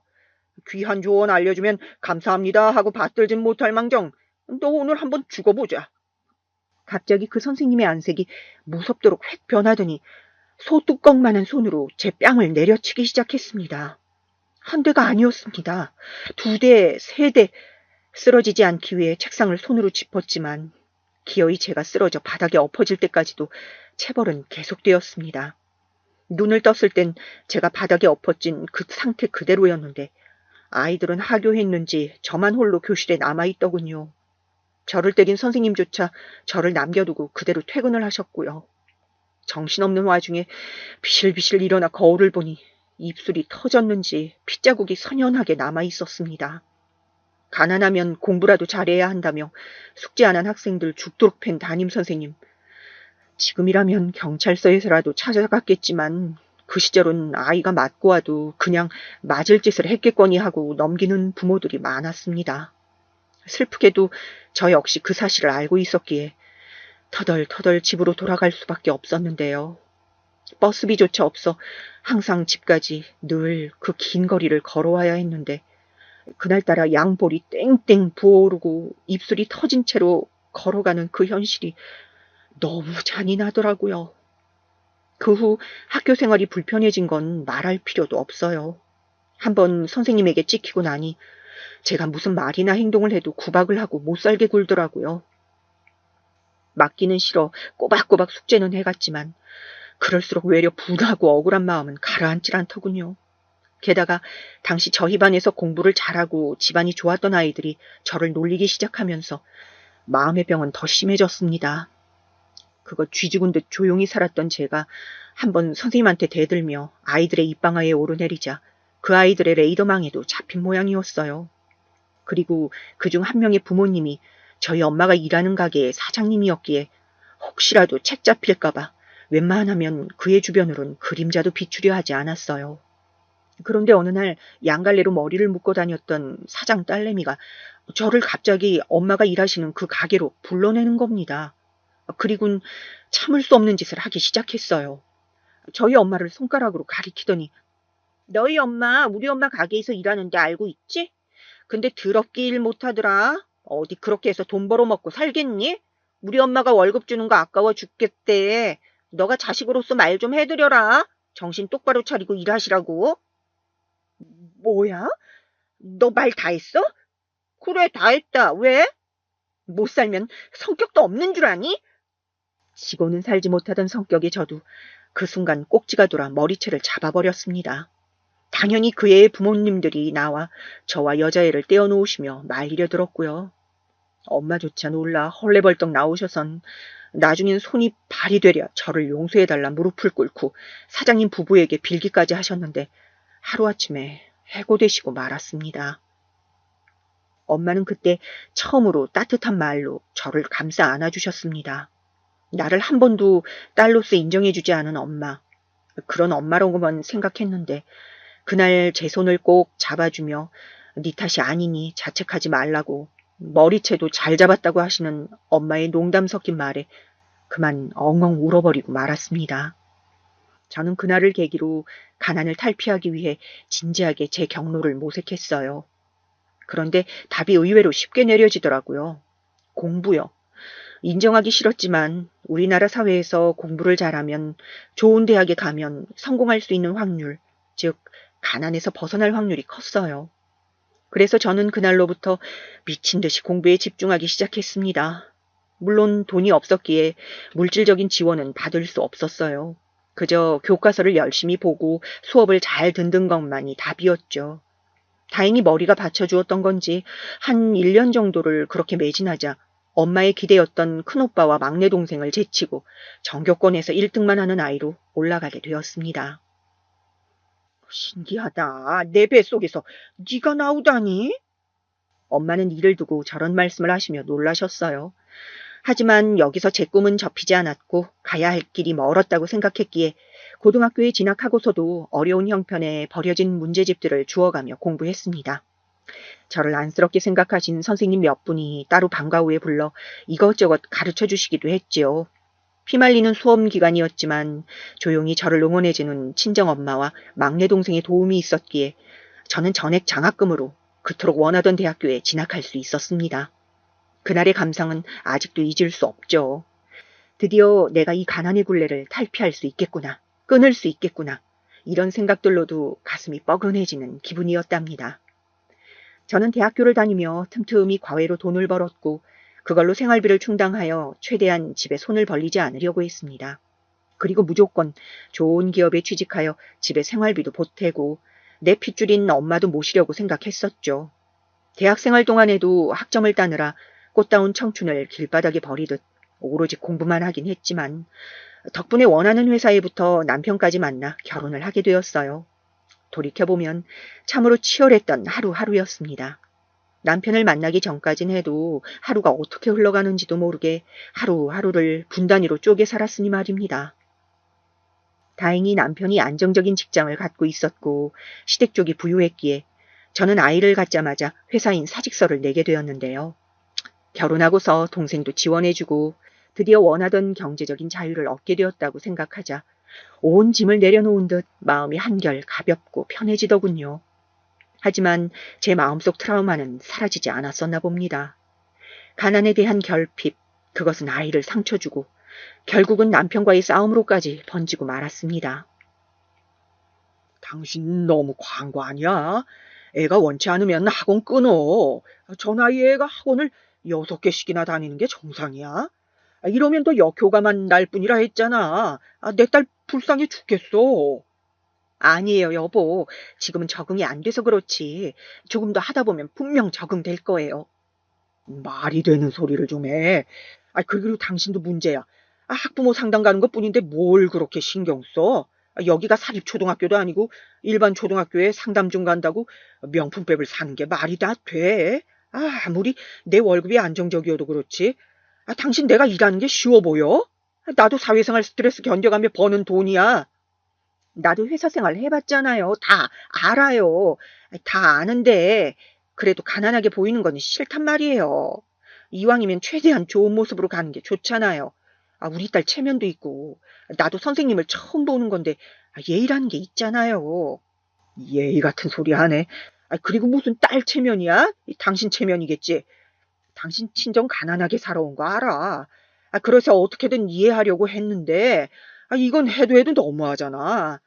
당신 그거 컴플렉스야. 가난해 보일까봐 전전긍긍하는 그거 고쳐야 돼. 당신 때문에 지연이가 얼마나 힘들어하는지 알아? 또래 친구들과 제대로 어울리지도 못하고 학교에 이상한 소문이나 나게 하고. 제발 그만해요. 그만. 나도 알아요. 아는데도 안 되는 걸 어쩌란 말이에요. 전날 남편에게 직격탄을 맞았을 땐 목을 놓아 오열하고 말았습니다. 눈물이 왈칵 터지더니 수도꼭지처럼 주체할 줄 모르고 흐르더라고요. 그저 내 마음을 몰라주는 가족이 원망스러울 뿐이었죠. 그런데 이런 제게 깨달음이 온 계기가 있었답니다. 바로 남동생이 그 역할을 해주었는데요. 어느 날 제가 막내 동생의 집을 찾아갔는데 당시엔 조금 못 살던 동생이기에 짠한 마음이 들어 돈도 붙여주고 반찬도 해다 나르는 등 물심양면으로 도와주고 있었어요. 그런데 비록 저희 집보다 훨씬 적은 평수에 살고 있지만 동생과 올케 그 자식들이 사는 모습이 너무나 다복해 보이는 것이었어요. 제가 선물로 사간 장난감이 있었는데 저희 딸 또래의 조카가 그 장난감을 봤더니 예의 있게 인사를 하곤 자기 동생과 함께 의젓하게 놀아주더라고요. 그 모습을 동생과 올케가 흐뭇하게 바라보고 있고요.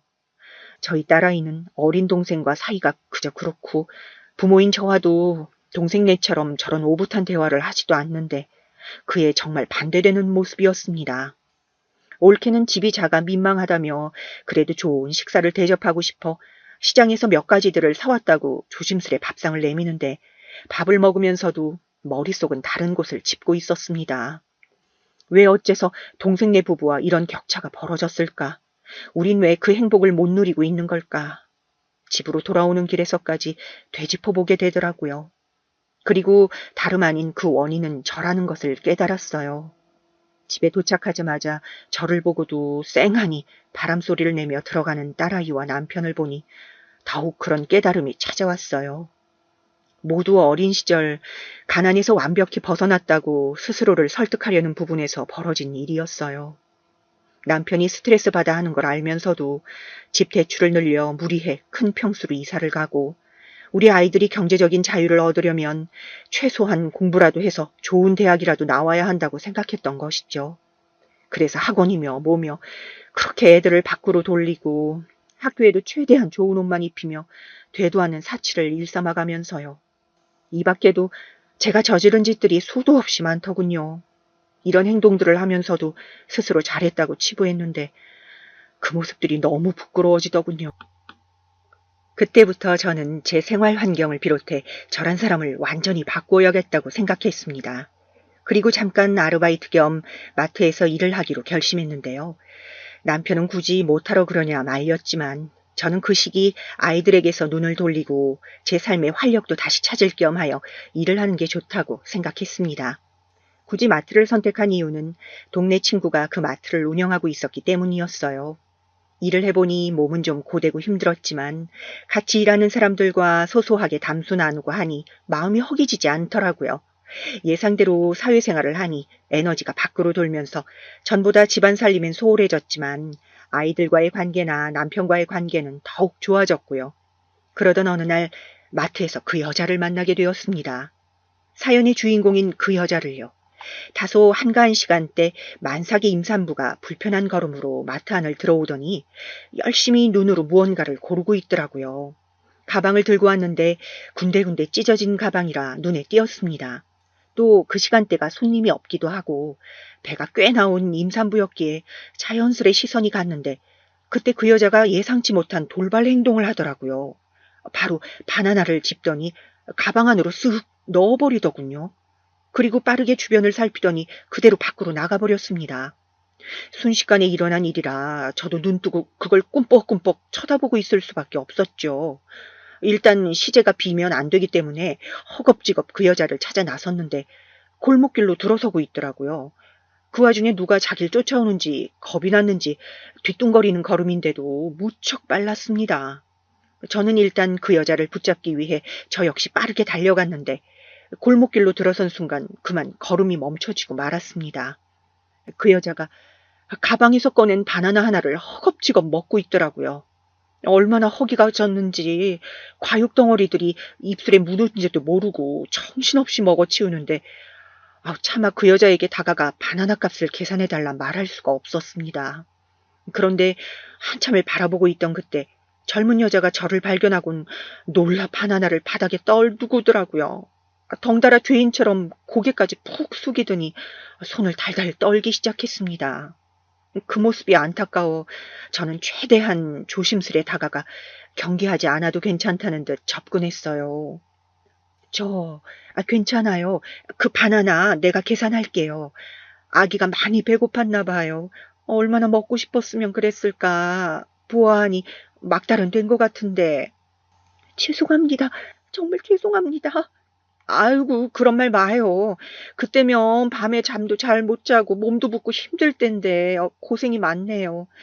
그나저나 나도 딸 가졌을 때 과일이 얼마나 먹고 싶었던지 몰라요. 딸기며 수박이며 과일이란 과일은 내가 다 먹어치웠다니까요.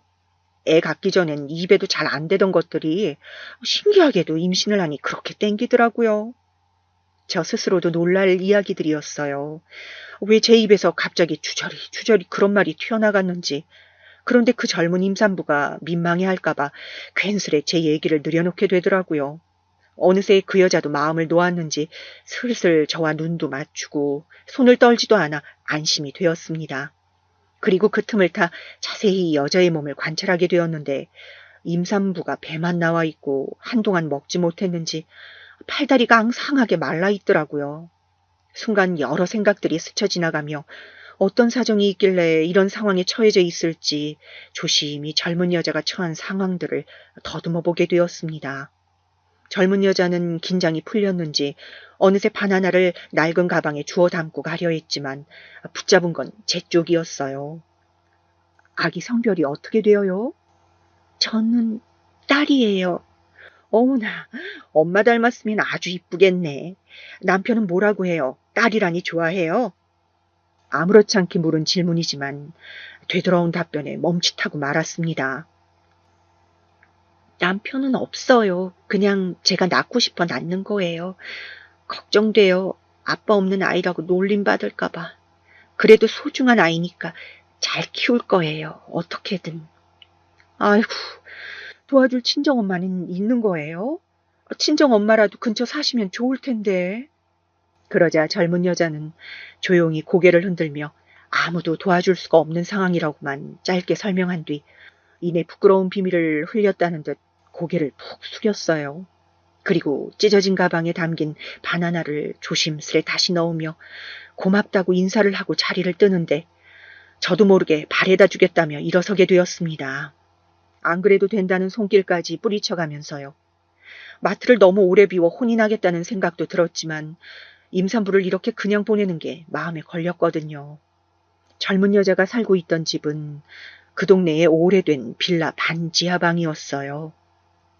데려다 주셔서 감사합니다. 조심히 서서 그곳으로 들어가는 여자의 뒷모습을 보는데 어린 시절 제가 살았던 쾌쾌한 단칸방 냄새가 훅 끼쳐오는 듯 했습니다. 그런데 코끝에 맴도는 그 냄새가 불편하고 불쾌한 것이 아니라 눈물이 날 정도로 가슴이 아파오는 것이었어요. 일단은 그 여자의 모습을 눈에 담아두고 돌아왔지만 돌아오면서도 가슴 깊은 곳이 쓰리르더라고요. 어린 시절 찬물에 밥을 말아 먹으면서도 맛있다고 허겁지겁 먹던 저와 동생의 모습이 자꾸 겹쳐지며 코끝이 시큰해졌습니다. 계산대로가 여인이 가져간 바나나를 조용히 계산하고 난 뒤에도 그 감정의 여파에 가슴이 추슬러지지 않았습니다. 두려워 열어보지 못한 상자가 저절로 속박을 풀고 그 안을 드러낸 기분이었달까요. 그 후로 그 여자가 다시 올까 기대하며 마트를 때때로 훑어보았지만 좀처럼 오진 않았습니다. 혹시라도 다시 오면 아기를 핑계삼아 말을 걸어볼까 하고 있었는데 말이죠. 하지만 생각해보니 제가 할 수 있는 게 있었습니다. 바로 그 임신한 여자의 집 앞에 바나나를 비롯한 과일을 내려놓는 일이었답니다. 그렇게라도 마음으로나마 애기 엄마를 응원하고 지지해주고 싶었어요. 가족들에겐 비밀로 한 채 젊은 여자와 계속해서 관계를 이어나갔어요. 그러다 어느 날은 몰래 과일을 놓고 나오려는데 작은 쪽지를 발견하게 되었어요. 감사합니다. 누구신진 모르겠지만 덕분에 맛있게 먹을게요. 감사합니다. 감사하다며 적힌 쪽지 안엔 소박한 글씨체로 진심 어린 말이 적혀 있었어요. 그 쪽지를 소중히 주머니에 넣고 돌아오는데 저도 모르게 눈물이 다 났답니다. 어린 시절 만약 저와 동생의 주변에도 이런 사람이 있었다면 단 한 사람이라도 우리 가족을 도와줬더라면 어땠을까 하는 생각이 들면서 말입니다. 그렇다면 우리 가족에게 조금 숨 쉴 틈이 있었을 텐데 나 역시 학교에서 당당한 아이로 자라날 수 있었을 텐데 아픈 과거의 기억들을 복귀하며 달라졌을 현실을 상상하니 이루 말로 표현할 수 없는 마음이 들더군요. 그래도 아쉬움을 갖기보다 누군가를 도울 수 있다는 것에 감사하기로 했습니다. 쪽지는 계속해서 이어졌어요. 제가 맛있어 보이는 과일을 하나 두 개씩 들고 문 앞에 놓을 때마다 항상 그 앞엔 감사합니다라는 쪽지, 그리고 가끔은 바카스나 비타민 음료 같은 것이 놓아져 있었습니다. 그러던 어느 날엔 문 앞에 검은 봉다리가 놓여져 있어 새삼 놀란 마음에 뭔가 하여 봤더니 그 안에는 슈퍼마켓에서 산 것 같은 빵봉지 몇 개와 우유가 들어 있었어요. 마음을 이렇게라도 전하고 싶었는지 더 좋은 걸 드리지 못해 죄송합니다 라는 글귀가 적힌 쪽지가 있었습니다. 저는 이 쪽지를 소중히 주머니에 넣으려다 급하게 펜을 하나 사 그 쪽지 뒷면에 아니에요, 잘 먹을게요, 나도 라고 적고선 쪽지를 문 앞에 내려놓고 갔답니다. 그 빵은 우리 딸과 함께 맛있게 나눠 먹었죠. 이 쪽지들은 쌓이고 쌓여가며 어느새 우정이란 이름으로 번지게 되었답니다. 출산날이 다가오니까 너무 떨리고 긴장되네요. 제가 아기를 과연 잘 낳을 수 있을지, 우리 아기가 무사히 잘 나와야 할 텐데. 잘 될 거예요. 너무 걱정하지 말고 좋은 생각만 해요. 그럼 아이가 엄마의 마음을 알고 건강하게 나와줄 거예요. 네, 고맙습니다. 힘이 되어요. 그저 글씨로만 주고받는 마음이었지만 저는 어느새 마음속으로 이 여자를 동생이라 칭하며 가까이 생각하게 되었답니다. 동생에게 조촐한 과일들과 쪽지들로 힘껏 응원해 주었고요. 당시 문 앞에 제철 과일들도 놓아주었지만 저도 아이를 가졌을 때 자주 먹었던 음식들을 갖다 주기도 했어요. 국물 한 방울 남기지 않고 깨끗이 씻겨져 문 앞에 내밀어져 있는 그릇을 보았을 때는 마치 제가 친정엄마 혹은 친정언니라도 된 것처럼 뿌듯함이 차오르더라고요. 그러던 어느 날 잊을 수 없는 큰일이 터지고 말았습니다. 제가 여느 때처럼 과일을 주러 그 집으로 가는 길이었는데 문 앞에 동생이 배를 움켜잡고 쓰러져 있었습니다.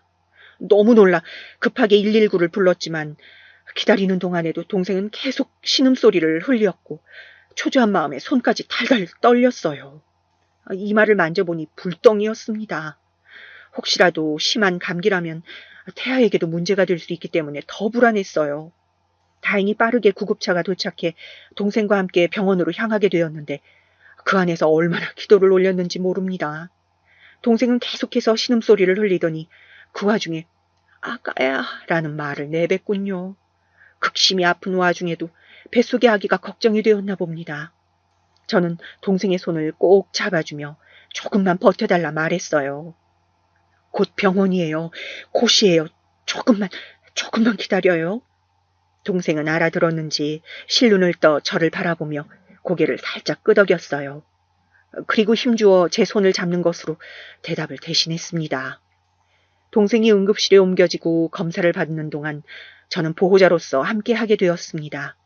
만삭의 임산부였기에 더욱 조심스런 상황이었지만 다행히 아이는 무사했고 동생 역시 피로가 겹쳐진 감기 몸살이란 의사 선생님의 소견이 들려왔을 땐 가슴을 쓸어내렸죠. 얼마나 다행이었는지 마치 제 아이가 무사하다는 소식을 들은 것 같았습니다.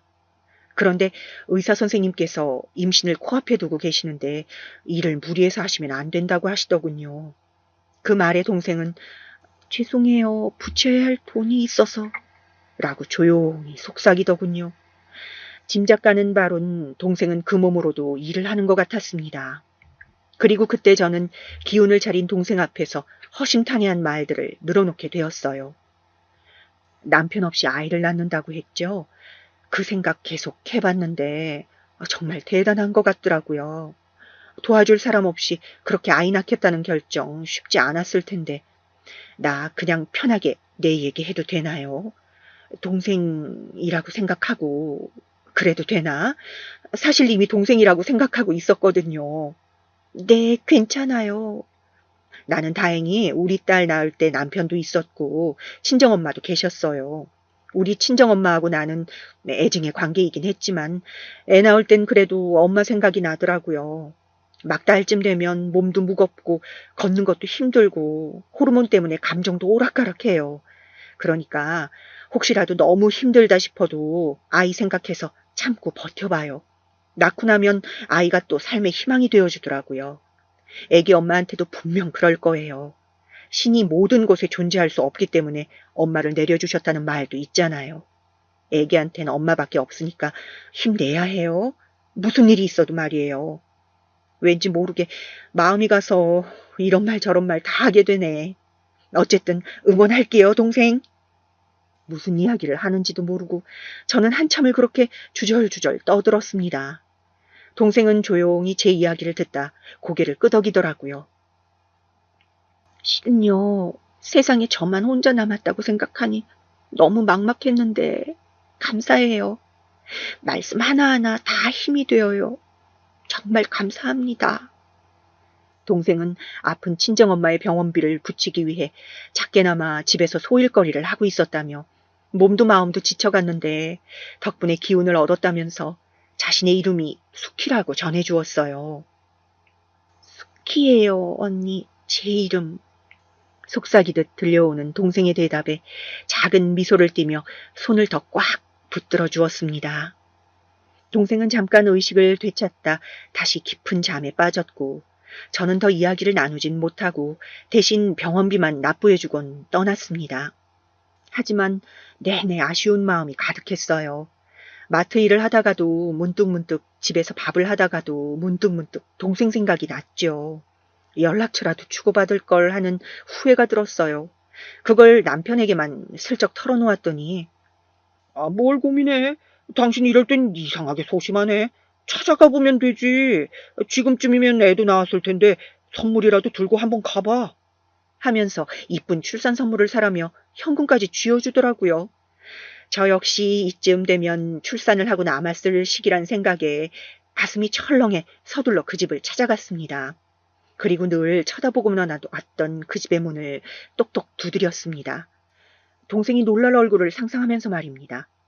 그런데 마침 계단을 내려오고 있던 할머니 한 분이 누굴 찾아왔냐 하시더군요. 그 집 이사 갔는데 방 뺐어요, 어제. 하필 어제라니. 하루만 일찍 왔어도 마주칠 수 있었을 텐데. 출산 선물이라도 건넬 수 있었을 텐데. 너무나 아쉬운 마음이었습니다. 내심 실망한 기색을 감출 수 없어 했더니 주인집 할머니는 무슨 관계냐고 물으시더군요. 사실 그저 길거리에서 한 번, 병원에서 한 번 대화를 나눈 게 전부였기에 딱히 할 말이 없었답니다. 그런데 혹시 과일 도와주시고 가는 분이에요? 그분인가 보네. 여기 찾아온 사람은 그쪽밖에 없거든. 이 집 사는 여자가 무척 고마워했어요. 나한테도 가끔 남은 과일 갖다 줄 때가 있었는데 그럴 때마다 그쪽 얘기를 했거든요. 주인집 할머니는 애기 엄마가 월세도 겨우 허덕이며 낼 정도로 가진 돈이 없어 힘들어했는데 든든히 먹을 수 있어 다행이었다고 말씀하시더군요. 사실 딱히 크게 제가 무언가를 한 행동은 아니었지만 주인집 할머니의 따뜻한 말씀에 가슴 어딘가가 벅차오르는 기분이었습니다. 그럼 아이는 잘 출산한 건가요?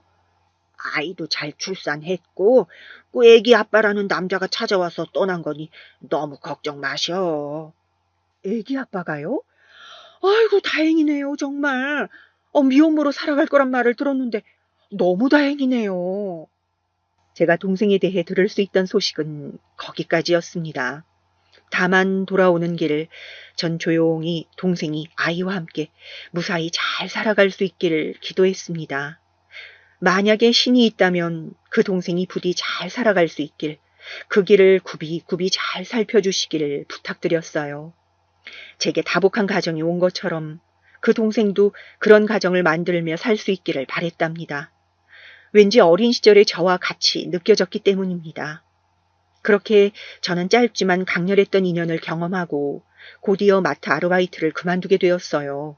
왜냐하면 둘째 아이에게 제 손길이 필요하기도 했고 한동안은 정신없이 세월을 흘려보내게 되었거든요.